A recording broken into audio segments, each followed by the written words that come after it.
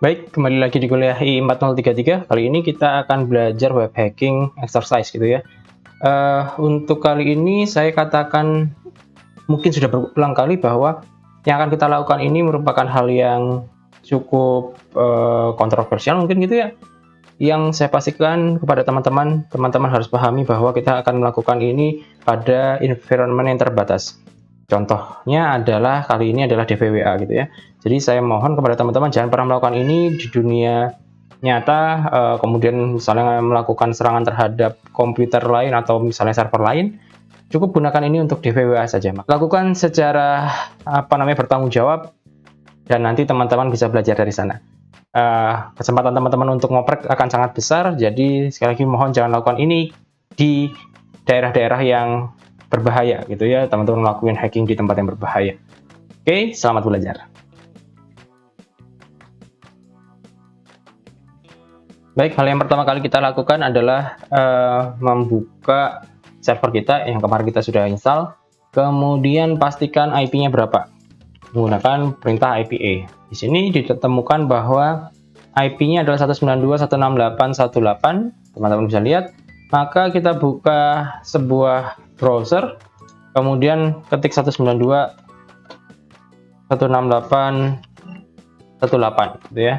Dan jangan lupa karena kemarin saya memberikan filenya di dalam file DVWA, maka ketik juga DVWA. Nanti teman-teman akan mendapatkan yang seperti ini.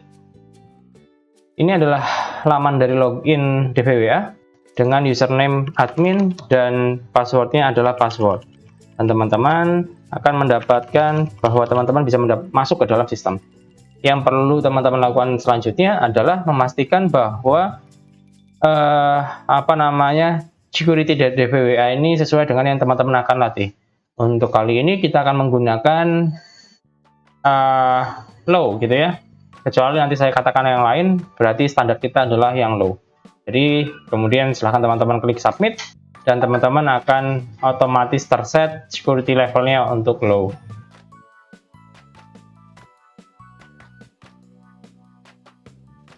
Baik teman-teman, yang akan pertama kali kita lakukan adalah mencoba yang namanya command injection.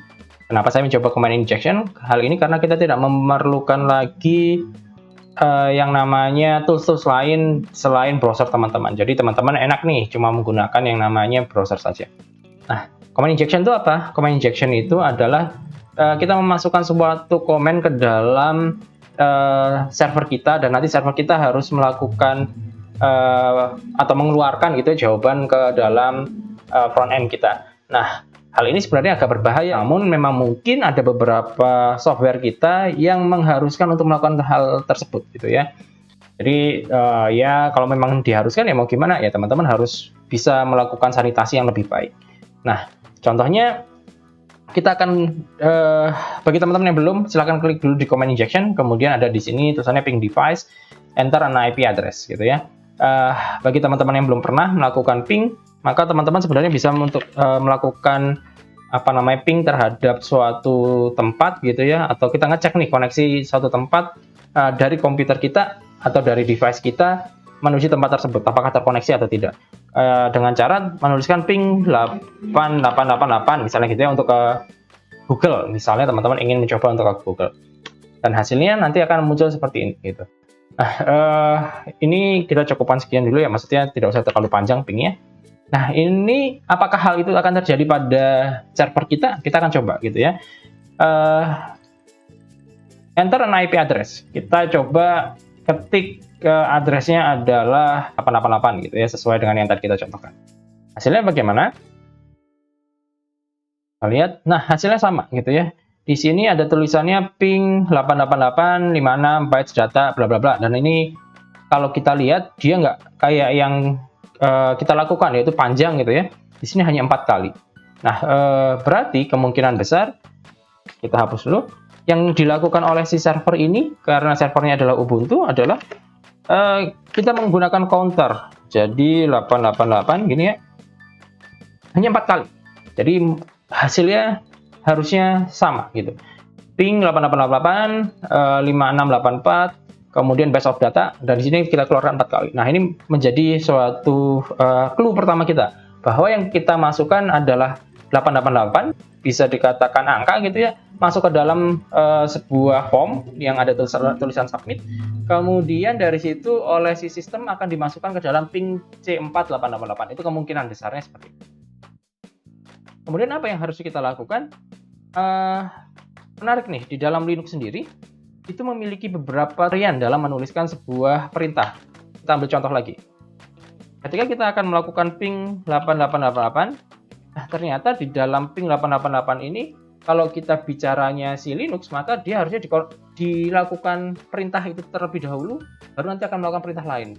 Jadi harusnya di dalam satu line itu nggak boleh ada perintah lebih dari satu, kecuali dengan beberapa teknik gitu ya. Teknik pertama adalah menggunakan titik koma. Jadi ping 888, kemudian coba kita ping misalnya detik.com gitu ya. Jangan lupa ditambahin min C4 gitu ya, biar nggak terlalu panjang. Ini juga ping C4 gitu ya.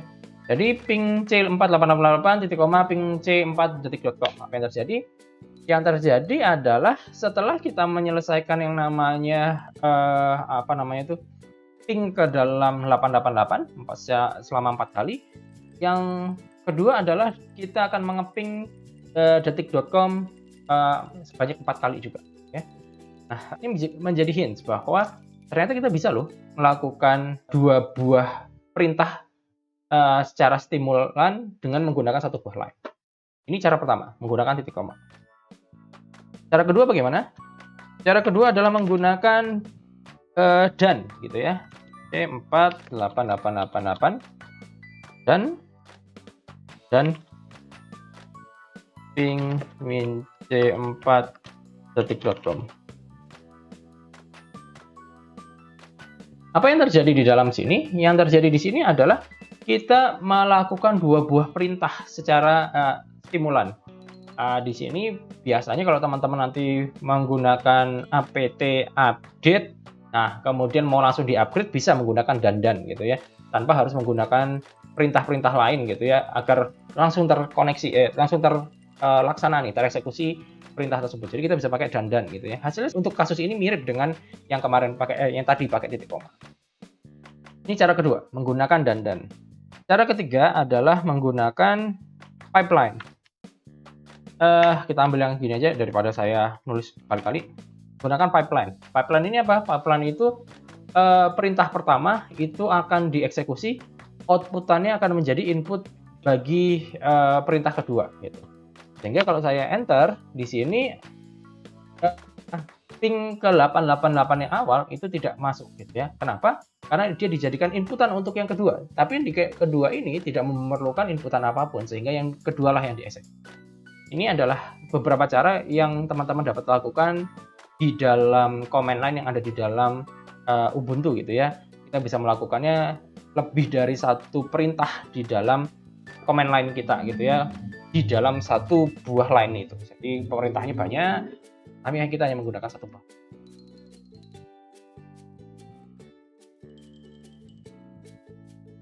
Oke, kemudian mungkin akan ada yang bertanya nih, kalau gitu so what gitu dengan hubungannya dengan yang ping device ini apa gitu.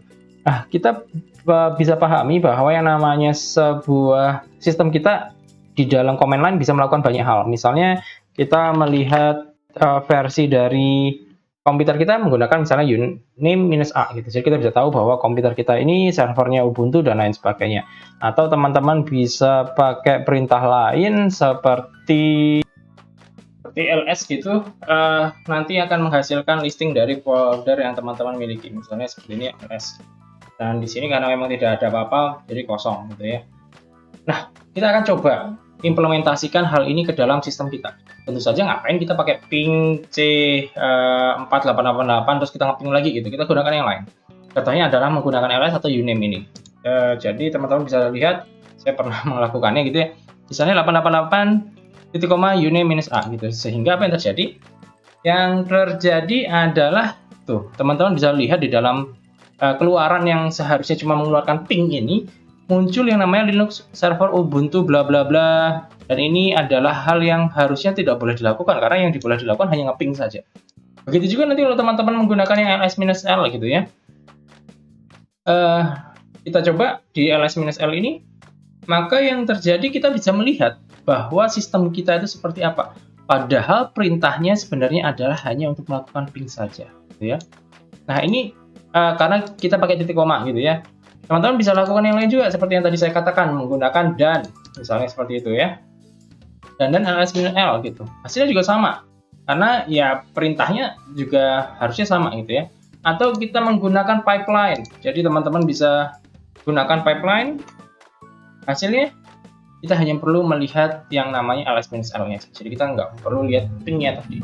Nah, ini adalah salah satu metode yang ada di dalam command injection di bagian low.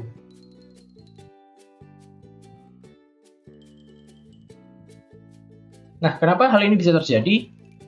Mari kita lihat source code-nya gitu ya. Jadi yang tadi kita lakukan, yang coba-coba itu sebenarnya melakukan black box.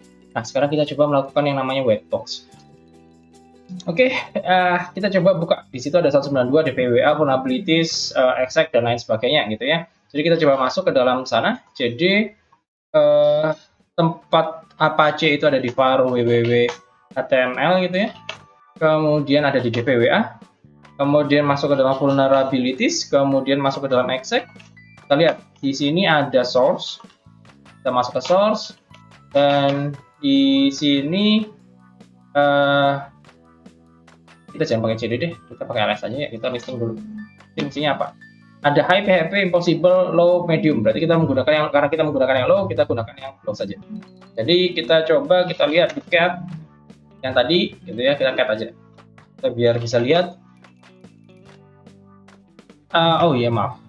Low PHP gitu ya. Kita coba lihat isinya apa. Nah, di sini teman-teman bisa melihat bahwa PHP yang ada di sini hanya meminta input dari as request gitu ya. As request ini dijadikan target dan target menjadi variabel target gitu ya. Dan di dalam poin yang setelah if, teman-teman lihat yang di bawah determine OS execute ping command. Nah, di situ ada if str php uname x window nt. Kalau pakai Windows, server yang pakai Windows berarti langsung ping target. Kalau pakai NEX atau pakai Unix gitu ya, Linux, dia ping min C4 target. Nah, ini seperti yang kita pikirkan sebelumnya.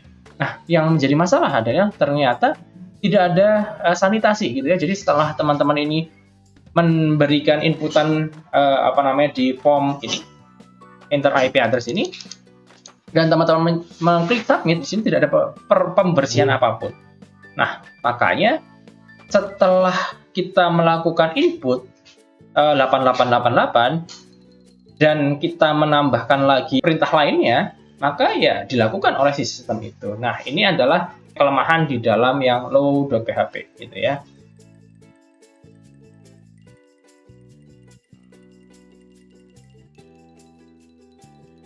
Nah, kita akan coba untuk naikkan sedikit kesulitan yang ada di sini. Kita coba masuk ke DPWA security, kemudian kita masuk ke dalam medium gitu ya.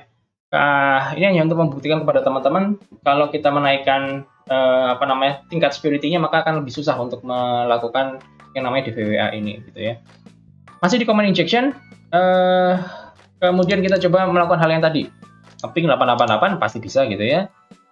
Tunggu. Kemudian bagaimana kalau misalnya kita menggunakan yang ini, titik koma, apakah bisa? Oh, ternyata nggak bisa ya, gitu ya. Wah, nggak bisa nih kalau di titik koma, nggak keluar apa-apa gitu ya. Gimana kalau kita pakai dan? Dan. Apakah akan tereksekusi? Ternyata nggak juga. Gitu. Bagaimana sekarang kita kalau pakai pipeline? Kita coba menggunakan pipeline.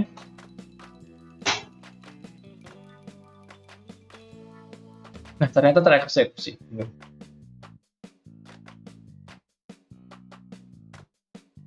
Wah, kenapa ya yang dan juga titik koma tidak berfungsi? Kita coba lagi, kita langsung white boxing lagi gitu ya. Kita buka yang namanya mode yang medium ya, medium PHP. Dan di sini terbukti bahwa yang namanya blacklist, ada blacklist gitu ya, set blacklist, di mana dan titik koma ini dibuat menjadi sebuah tempat kosong gitu ya, atau string kosong. Nah, ini yang mengakibatkan kita tidak bisa melakukan yang namanya penambahan menggunakan dandan dan juga titik koma. Tapi menariknya di sini tidak ada sama sekali yang melarang untuk menggunakan pipeline. Sehingga ketika kita melakukan pipeline, nah keluarlah hasil yang tadi. Ya, ini adalah sebagai contoh.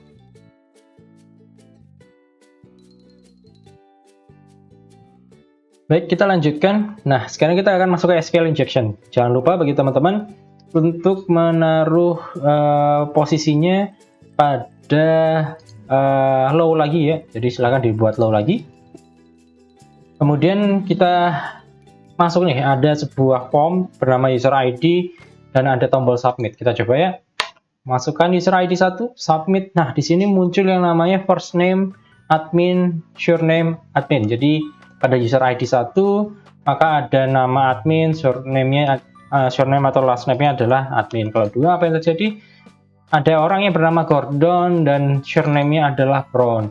Kalau 3 seperti apa? Dan seterusnya gitu ya. Jadi teman-teman bisa melihat bahwa kita ini punya nama, first name sama last name dari suatu database dan kita bisa mengekstraknya. Nah, bagi teman-teman yang mungkin belum pernah belajar SQL gitu ya, maka SQL ini biasanya akan bertuliskan seperti ini. Perintahnya biasa kita akan melakukan select dari satu select itu adalah memilih gitu ya. Yang dipilih apa? Di sini adalah first name sama surname. Jadi kemungkinan besar ini karena kita belum buka ya, first name, surname, misalnya seperti itu. Nah, kemudian kita akan tanya biasanya mau dari tabel apa gitu ya, dan kita saat ini kita belum tahu nih tabelnya apa. Kemudian karena di situ adalah user ID, berarti kemungkinan besar adalah where user ID adalah sama dengan petik gitu ya. Nah, ini kemungkinan besar yang terjadi pada sebuah form ini adalah lakukan ini. Select first name, surname from tempatnya mana, kemudian where user ID-nya berapa. Contohnya kalau saya masukin 1, ya berarti ini user ID-nya adalah 1 gitu ya. Nah, ini menarik nih. Jadi kita dengan memasukkan angka 1, maka ada sebuah SQL, ada query gitu ya namanya. Query yang melakukan hal yang seperti yang saya tuliskan di dalam notepad ini gitu ya. Nah, mana kalau misalnya kita pikirkan bahwa kalau misalnya ini logikanya kita buat agak lucu gitu. Contohnya gimana? Contohnya adalah misalnya kita kasih petik gitu ya. Kita kasih petik aja. Apa yang terjadi kalau saya petik? You have error in SQL syntax. Oh, menarik nih. Kalau kita salah, kok bisa ya dia mengeluarkan kata-kata bahwa ini adalah suatu yang error gitu. Harusnya kan kalau kita ngeluarin suatu hal yang salah, ya bilang dong bahwa ini salah, bagian bawah tulis gitu. Tapi dia bilang bahwa SQL sintaksnya salah. Wah, berarti ada kemungkinan besar dia bisa kita lakukan SQL injection. Caranya bagaimana? Oke, ini sudah kita petik, kita tambahin or petik 0 sama dengan petik 0. Kita enter. Ya. Apa itu maksudnya? Maksudnya adalah ketika saya masukkan di sini where user ID-nya ini adalah petik, jadi menutup gitu ya. Di or dengan 0 sama dengan 0. Yang mana 0 sama dengan 0 ini kan selalu benar ya nilainya ya. Sehingga sistem ini akan mengatakan ya kita nggak perlu melihat yang ini gitu. Saya mau melihatnya yang ini aja. Makanya karena semuanya benar, karena yang diambil adalah orangnya adalah yang kanan gitu ya, 0 sama dengan 0 ini adalah benar, maka semua namanya ini akan keluar. Nah, ini baru yang pertama, bahwa kita bisa SQL injection yang paling simpel, keluarin semua yang ada di user ID. Jadi user ID-nya kita nggak perlu 1, 2, 3, 4, 5. Yang kita tahu adalah di sini kita punya 1, 2, 3, 4, 5. Kita punya 5 user dan kita bisa keluarkan. Hanya seperti itu aja. Nah, kita bisa kembangkan serangan ini. Ya. Contohnya bagaimana? Contohnya menggunakan yang namanya union select gitu ya. Union select ini kalau tadi kita bilang bahwa petik, kalau kita masukin petik kan jadi petik sini ya, jadi ada nutup petik sini. Kemudian kita langsungin or gitu ya, 0 sama dengan 0. Nah, kita bisa sedikit tambahin dengan misalnya union select null. Jadi kita menambahkan apa namanya yang null, kemudian kita tambahkan yang namanya version misalnya gitu untuk mengetahui version apa yang ada di dalam database kita gitu ya. Nah, sebelum di copy jangan lupa dikasih tanda hash gitu ya. Nah, silahkan di copy dari petik yang pertama ke sini. Apa yang terjadi? Nah, di bagian belakang dari yang user yang teman-teman dapatkan tadi, ini muncul sebuah version dari database kita, yaitu di sini MariaDB Ubuntu 20.04 gitu. Jadi teman-teman bisa lihat di sini bahwa oh ternyata dengan cara seperti ini bisa loh kita tuh ngambil pertama adalah version dari database-nya dan nanti bisa kita olah lagi gitu ya. Contohnya kalau kita mau coba untuk lihat perintah lainnya gitu ya. Caranya adalah kita copy dulu ya, biar teman-teman lihat query-nya akan seperti apa. Di sini union select null, kemudian di version gitu ya. Nah, ini kita ganti nih. Versionnya ini misalnya kita coba menjadi, kita coba ambil usernya gitu ya. Concat user, password. Nah, tapi kalau kita cuma mengkonkat user sama password, nanti kan itu tuh apa namanya tabrakan gitu ya. Nah, kita tambahkan dulu satu buah angka magic yaitu 0x0a. Apa ini 0x0a? Ini adalah hexadesimal kalau di ASCII itu untuk yang namanya enter gitu ya, atau new line. Itu 0x0a. Nah, ini yang kita akan coba ambil gitu ya. Silahkan copy dari bagian petik sini, masukkan ke sini, dan kita akan lihat unknown column user. Oh, concat union select concat. Oh iya, karena kita belum naruh satu hal lagi, yaitu from user. Ya, kita belum apa namanya fieldnya itu belum ada gitu ya. Nah, tambahin from user, taruh sini, copy. Nah, ini keluar nih. Jadi kita mengambil yang namanya user dari tabel user gitu ya, berisi username sama password. Di sini teman-teman lihat di sini yang pertama dipanggil adalah yang sama dengan 0 gitu ya, yang admin dan lain sebagainya. Nah, tapi di nomor selanjutnya yang ada di sini setelah 5 urutan, teman-teman mendapatkan yang namanya username, admin, dan ini adalah passwordnya. Passwordnya tentu saja sudah dihash sehingga lebih susah untuk di crack gitu ya. Nanti kalau ada kesempatan kita akan belajar bagaimana cara untuk membuka menggunakan Hydra atau menggunakan metode apapun atau tools apapun yang bisa melakukan brute force. Tapi untuk kali ini teman-teman yang penting bisa lihat bahwa di sini saya bisa mendapatkan yang namanya user dan yang namanya password, dan password ini sudah di hash gitu ya. Nah, ini teman-teman bisa ini copy, bisa teman-teman ambil gitu ya, ditaruh di tempat yang teman-teman inginkan, sehingga nanti teman-teman bisa nge-brute force hash-nya ini saja tanpa harus teman-teman harus mencoba langsung di dalam sistemnya gitu ya. Jadi teman-teman sudah ada nih untuk contohnya gitu ya, tinggal diambil saja. Ini contoh menggunakan SQL injection gitu ya. Tadi teman-teman udah nyoba yang biasa yaitu menggunakan petik gitu ya. Kemudian 0 sama dengan 0, kemudian sekarang dicobakan menggunakan union select itu. Kemudian yang pertama hanya melihat version. Nanti teman-teman bisa apa namanya mencoba juga untuk mengeluarkan yang namanya nama-nama tabelnya. Nah, itu teman-teman cobalah belajar menggunakan apa namanya query di SQL gitu ya, dipelajari. Nanti tinggal dimasukkan di. Nah, saya tidak akan merubah untuk tingkat kesulitannya, karena kalau tingkat kesulitannya dinaikkan, ini agak susah untuk menggunakan hanya ini saja gitu ya, hanya menggunakan browser saja. Nanti kalau tempat saya akan buatkan juga untuk yang agak advance, teman-teman harus menyiapkan tools lain seperti Kali Linux atau Parrot, atau kalau enggak teman-teman yang penting punya Burp Suite atau Zap, itu bisa digunakan. Nah, tapi yang sekarang berhubung kita hanya coba yang tanpa tools lain, maka SQL injection hanya bisa saya lakukan di dalam tingkatan low saja.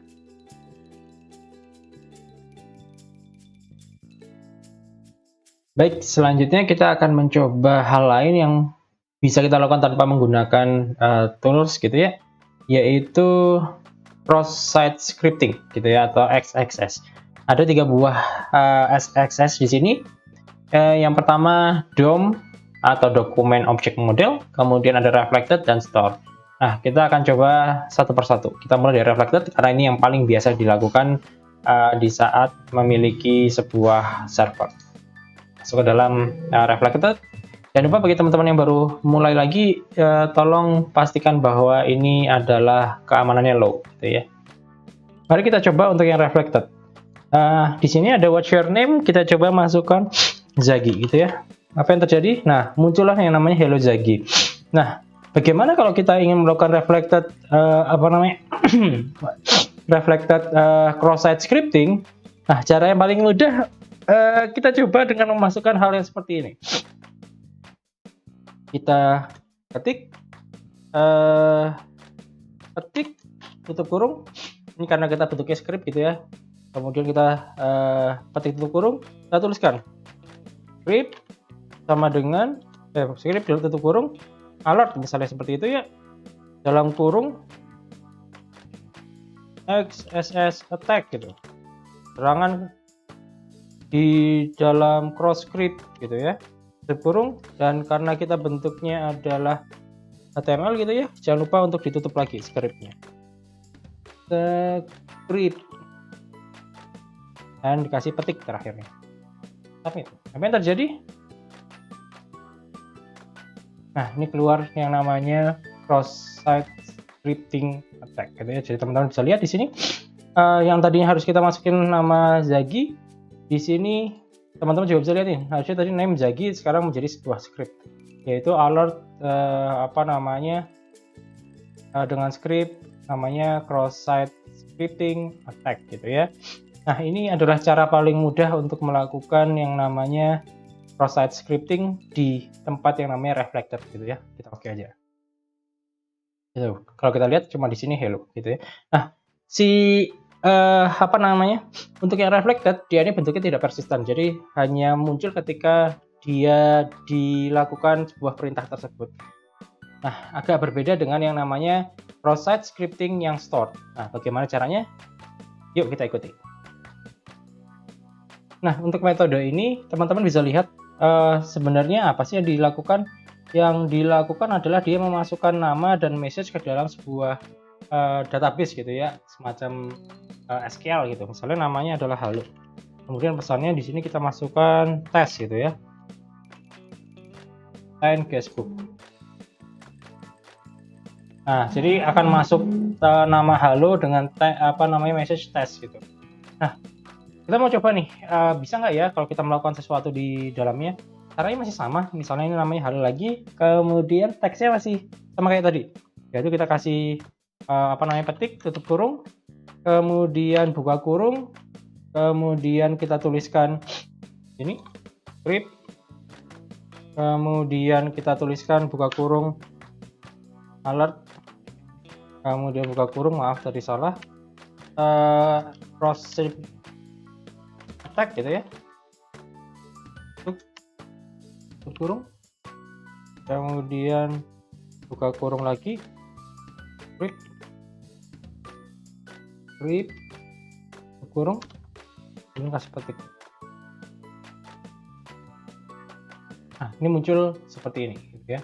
Jadi si data tadi itu dimasukkan ke dalam database dan nanti akan muncul hal yang seperti ini, dan ini bentuknya persisten gitu ya, jadi akan keluar secara terus-menerus gitu kan ketika suatu kondisi dipanggil. Jadi inilah guna dari cross-site scripting yang stored gitu ya, jadi tersimpan. Selanjutnya adalah yang DOM atau Document Object Modeling gitu ya. Nah, di sini kita cuma punya pilihan adalah bahasa Inggris, bahasa Prancis, bahasa Spanyol. Kalau kita klik, nah di sini tuh yang terjadi apa? Yang terjadi adalah ininya yang berubah nih, default sama dengan French. Sekarang kita ubah jadi bahasa yang lain gitu ya, Inggris dan lain sebagainya. Nah, yang menarik adalah ternyata di bagian atasnya itu ikut berubah. Misalnya Inggris jadi Inggris dan lain sebagainya. Nah, Kita coba nih gunakan cara yang sama, tapi untuk apa? Untuk merubah bahasa ya. Di sini harusnya defaultnya adalah English, misalnya kita ubah menjadi script. Kemudian tutup kurung, kemudian kita tuliskan kayak tadi gitu ya, alert dalam kurung ketik XSS attack pentung tutup kurung, terus jangan lupa kita tuliskan lagi slash script untuk menutupnya gitu ya. Jangan lupa dikasih ketik lagi gitu ya. Ketika hal ini terjadi, apa yang dimunculkan? Nah, ini yang muncul cross-site script attack. Nah, di dalam DOM gitu ya. Ini bukan yang tadi, bukan yang teman-teman keluarkan di reflected, dan juga bukan teman-teman keluarkan di dalam store. Ini adalah bentuknya DOM. Ini sekali lagi, ini baru tahap yang low, tapi teman-teman bisa kebayang nih cross-site scripting itu seperti apa.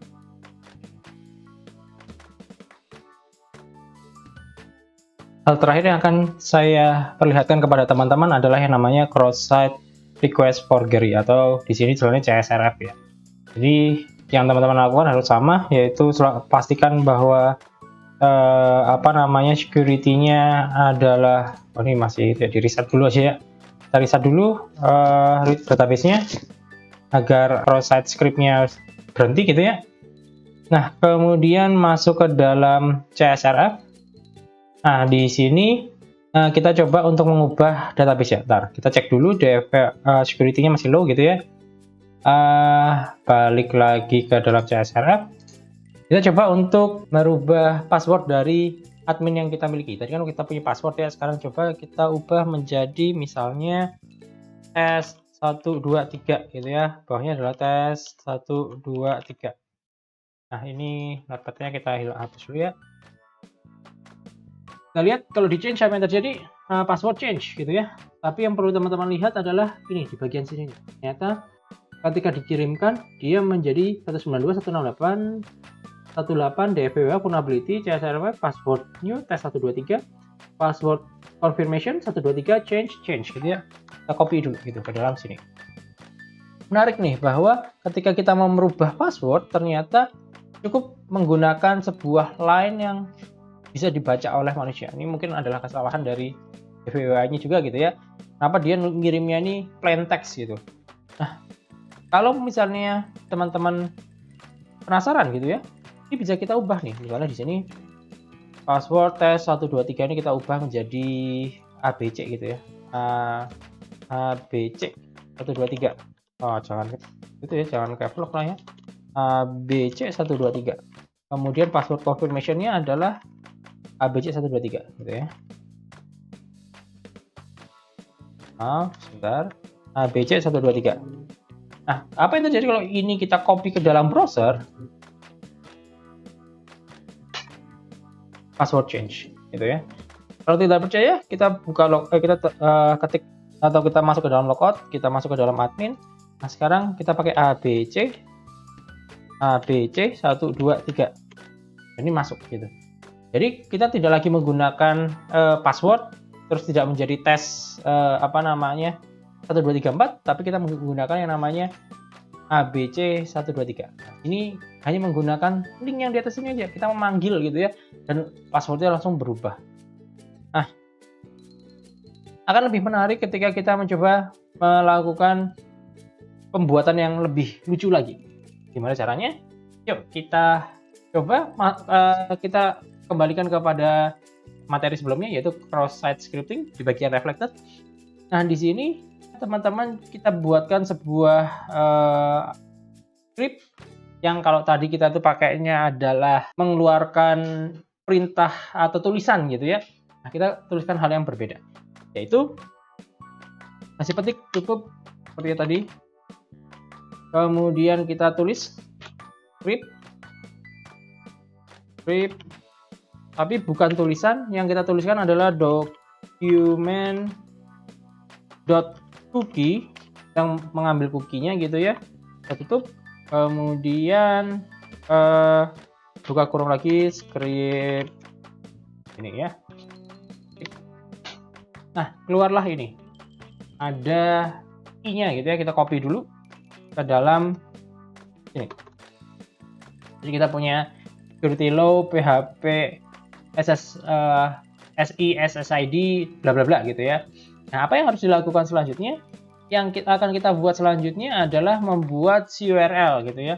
Kita memanggil, kita naruh di sini, tapi kita nggak pakai kita nggak pakai apa namanya, nggak pakai browser, tapi kita akan menggunakan yang namanya command prompt dari Windows saya gitu ya. Nanti teman-teman akan pakai CMD. Nanti teman-teman akan menggunakan ini gitu ya. Tapi itu nanti kita buat dulu formulasinya gitu. Formulasinya adalah URL minus cookie, petik, masukkan yang ini, security low,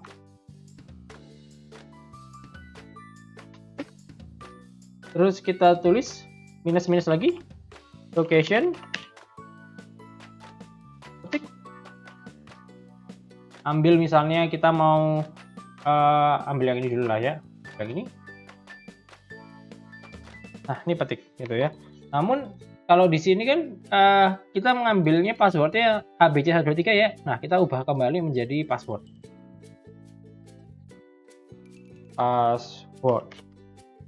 Dan di sini confirmation-nya juga password. Gitu ya. Nah, ini yang akan kita jalankan di dalam command prompt kita gitu ya. Kita copy. Nah, teman-teman bisa pastikan terlebih dahulu di dalam command prompt-nya sudah jalan belum. Jadi ada nggak URL-nya gitu. Jadi silakan ketik URL gitu ya. Nanti teman-teman akan melihat di sini ada tulisannya help gitu. Berarti ini udah ada sebenarnya. Jadi ini bisa akan berjalan. Nah, ini copy. Apa yang teman-teman lakukan tinggal di enter saja. Gitu ya. Nah, ini sudah masuk script-nya ke dalam situ gitu ya. Harusnya tuh si URL itu cuma menampilkan atau mengambil data yang ada di dalam sini karena kita panggil gitu ya. Nah, tapi kita juga meminta untuk mengganti yang namanya menjadi password. Nah, bagaimana mengetesnya? Silahkan di logout. Kemudian kita menggunakan admin password. Nah, ini akan masuk. Kalau teman-teman menggunakan yang tadi ABC123, bagaimana? ABC123. Nah, mau masuk gitu ya. Jadi kita dapat merewrite yang namanya password menggunakan command prompt dengan si URL. Jadi teman-teman bisa lihat di sini tinggal ambil cookie-nya, kemudian kita ambil perintahnya yang tadi seperti ini ya. Dan akhirnya berhasillah sebuah password itu dibuka. Nah, ini yang sebaiknya teman-teman kalau membuat suatu aplikasi gitu ya, pastikan pertama pakai HTTPS sehingga datanya yang dikirimkan ini terenkripsi gitu ya. Dan pastikan kalaupun nanti kita harus menggunakan menuliskan gitu ya password di sini ya, kalau bisa ya jangan telanjang gitu ya, jangan sebagai plain text, tapi jadikan sebuah ciphertext, entah itu diubah menggunakan diolah dulu menggunakan hash atau apa. Nah, itu yang perlu teman-teman perhatikan. Nah, ini adalah contoh-contoh yang teman-teman bisa lakukan menggunakan DPWA tanpa menggunakan tools lain. Nanti jika waktunya cukup untuk saya buat, atau mungkin nanti kalau teman-teman sudah selesai kuliahnya terus nanti kembali lagi ke YouTube ini gitu ya, nanti insya Allah sudah akan saya buatkan karena saya belum tahu nih waktunya cukup atau tidak.